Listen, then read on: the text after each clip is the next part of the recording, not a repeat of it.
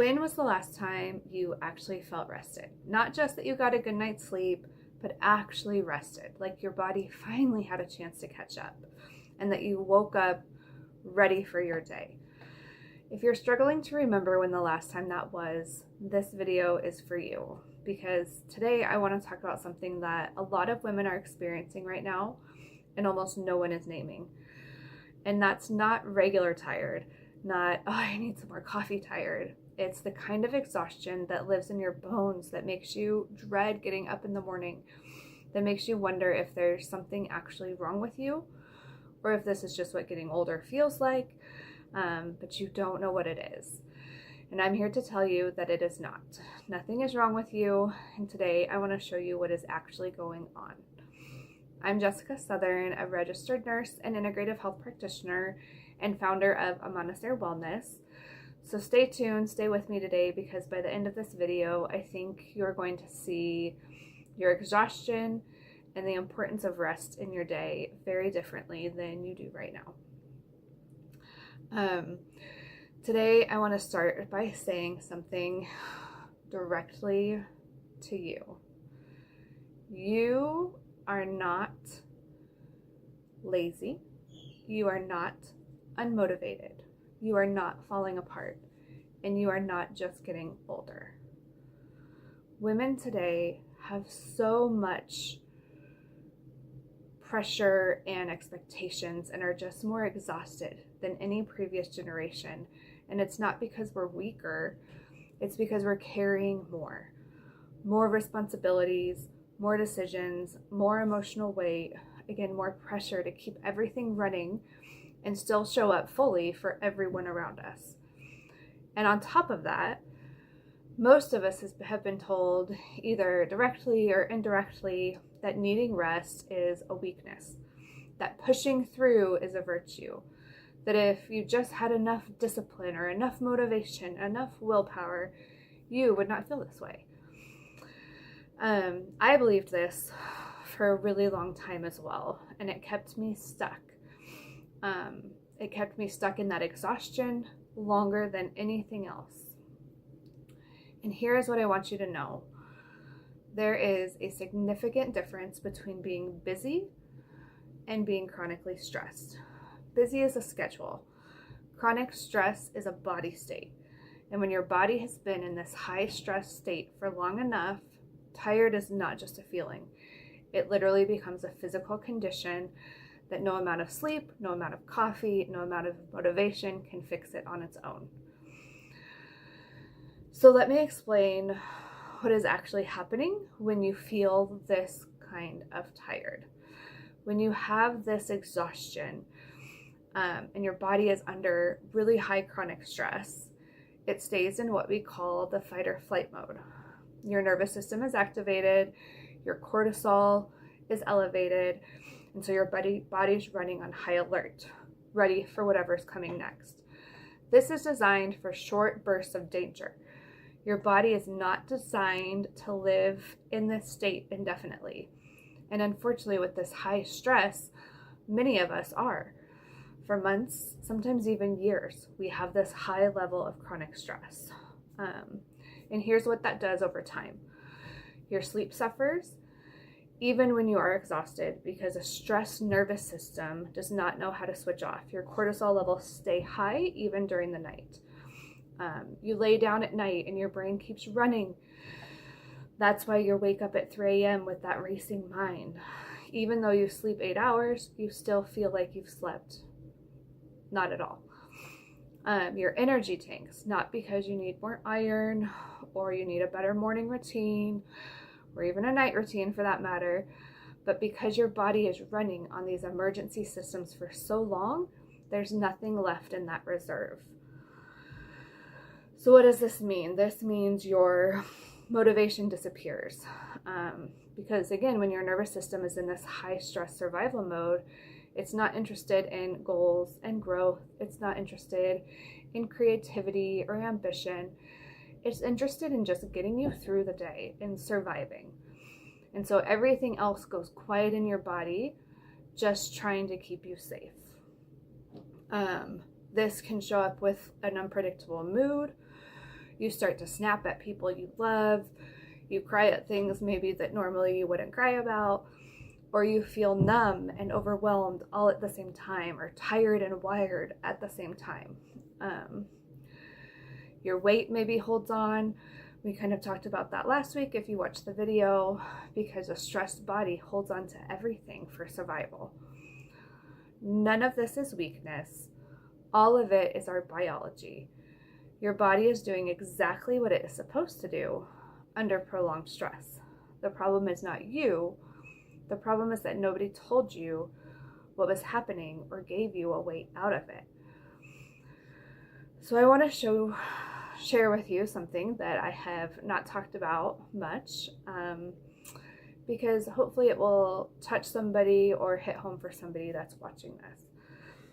So for the last 2 years, I have been living in this high survival mode. I was living in a marriage that was falling apart, and even after my husband moved out about 2 years ago now, the stress did not stop. It was constant. I was constantly defending myself. I was constantly on edge. I was protecting myself. I was managing the legal process, managing my emotions, all while managing just life, trying to keep everything from falling apart.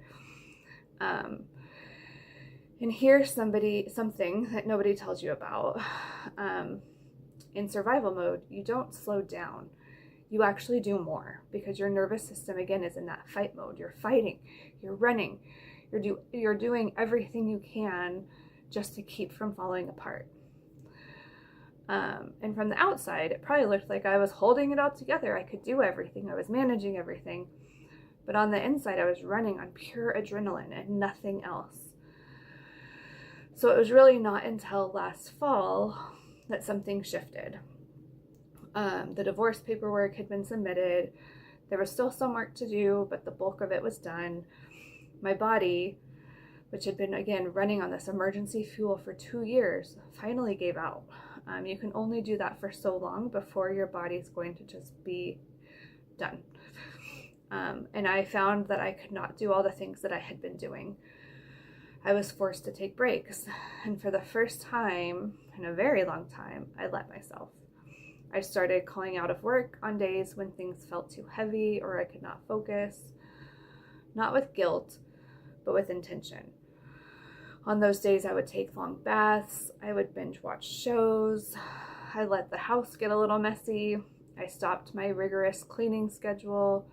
I said no to activities that felt like maybe they were too much. And I want to be honest with you, at first, it felt like I was slacking. I was worried I was depressed. I was worried I was losing my drive, because we are so conditioned to believe that productivity equals worth and that rest feels like failure. But then I started noticing that after a day off, I had more energy the next day. After an afternoon of doing nothing, but maybe just taking a bath and watching a show, I would wake up the next morning and want to do things again. Small things at first, and then slowly it became more and more. So really from, I'd say, November to February is when I really allowed myself that deep rest. My husband at the time was also in rehab, which meant I had no contact with him and dramatically less stress just coming at me in that situation. So I could finally let my guard down. And for the first time in 2 years, my nervous system finally started coming down. I felt it. And really between February and April, as the divorce finalized, some of that stress came back, but I had now practiced rest. And so I knew what it felt like. I knew it was safe to intentionally have rest in my day. And I knew I would come back from it on days that I needed that rest. Now, since May, since the divorce was finalized in May, I feel like myself again. I'm detaching, I'm rebuilding, I finally have my motivation back, and more importantly, I have my joy back. And here is just an example of what that exhaustion can do in a little way that maybe I wouldn't have noticed. Last summer, when my stress was so high and I couldn't do anything, I had a garden. I'm learning to garden, and I'm learning to enjoy the process, watching them grow, having pretty things on my porch. But last summer, I literally could not do it. I could not get enough oomph to get myself outside to water my plants. I could not maintain them. And of course, they all died. And I did not have the capacity even to feel much about it because, again, I was just in that survival mode. And this summer, it feels so different. I've planted some beautiful flowers. I'm out there caring for them. I'm watching them bloom. And I feel joy when I do it. It doesn't feel like it's too much. It doesn't feel like something I have to do. It's just something natural I go out and do every day now. That joy and that ability to do that did not exist a year ago. That capacity to be present, to care for something, to watch it grow, did not exist a year ago. So I'm telling you that just because I want you to know that where you are right now is not where you will stay. If you are exhausted, if you've lost your motivation, if you cannot remember the last time you felt like yourself, that is not the end of your story. It is your body telling you something very important. Rest is not scrolling for hours. Rest is not the same as distraction. It's not collapsing on the couch because you're too depleted to do anything else. All of these things are your nervous system reaching for that relief because it doesn't know how to truly recover. True rest, on the other hand, is intentional. It's giving your nervous system permission to come down. It is sleep that actually restores you. It's a stillness. It's activities that genuinely replenish you rather than just numb you out. For me, that was, again, taking long baths, long, slow walks outside, sitting outside. One of my favorite things to do in the summer is sit outside with my morning tea in the hammock, not doing anything, just sitting there and resting, maybe some journaling, letting myself watch some show I loved while not also doing 5 million things. Those were things that were helpful for me. So if you're in the middle of a high stress season and fully resting feels impossible, I understand that. You may not be able to take days off of work like I did, or take a week off, or dramatically change your schedule. But you can find small pockets throughout the day. It does not have to be big. Just 5 minutes of intentional breathing. Again, a short walk without your phone, maybe a bath at the end of the day. Those small moments of intentional recovery are so important, and your nervous system does respond to them, even when those bigger stressors are still present. So that is actually why I created a free midday reset meditation.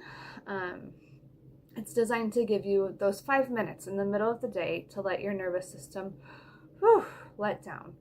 It's small, it's simple, but over time, things like this really make a difference. And I want to make sure you have this meditation download before we finish today. Again, it's completely free, it's short, and honestly, meditations are one of the most effective things that I recommend to clients and that I've used myself when they're feeling this season of exhaustion. So you can either comment the word rest below and I can send it to you directly, or I'll put the link in the description below as well. But if you get anything out of this, I want you to leave knowing that your exhaustion is not a character flaw. It's not proof that you are weak or lazy or falling behind. It's simply information. It's your body communicating with you that something needs to change. Maybe that's your stress load, and sometimes we can control our stress load and sometimes not. Maybe it's how much you're sleeping, how well you're sleeping. Maybe it's that you've been pushing through without actually allowing yourself that time to rest and recover. And maybe it's something going on inside of your body that you haven't even identified yet. Whatever it is, the answer is not more discipline. It's not a new supplement. It's not a stronger morning routine built on top of an already exhausted nervous system, adding one more thing to do. The answer starts with listening. My body needed rest. And when I finally gave it that, everything else started to shift. My energy, my mood, my motivation, my capacity to show up for my kids, in my work, and in my life. You are allowed to rest. You are allowed to recover. You are allowed to stop earning rest and simply take it. And if you are not sure where to start, again, start with 5 minutes. Start with the meditation and let that be enough for today. I will continue to be talking about this because this is something that is so important. And if anything in this video resonated with you, I would love to hear from you. I mean that. Drop a comment below. Tell me what drains your energy the most right now. What makes it hard for you to incorporate rest. I literally read every single comment. And please go grab the free meditation. Again, you can comment rest below or click the link in the description. It's free and your nervous system will thank you. If you found this helpful, share it with someone who needs to hear it and subscribe so you do not miss what is coming up next. Again, I'm Jessica Southern. This is Amanasir Wellness, and I can't wait to see you in the next one.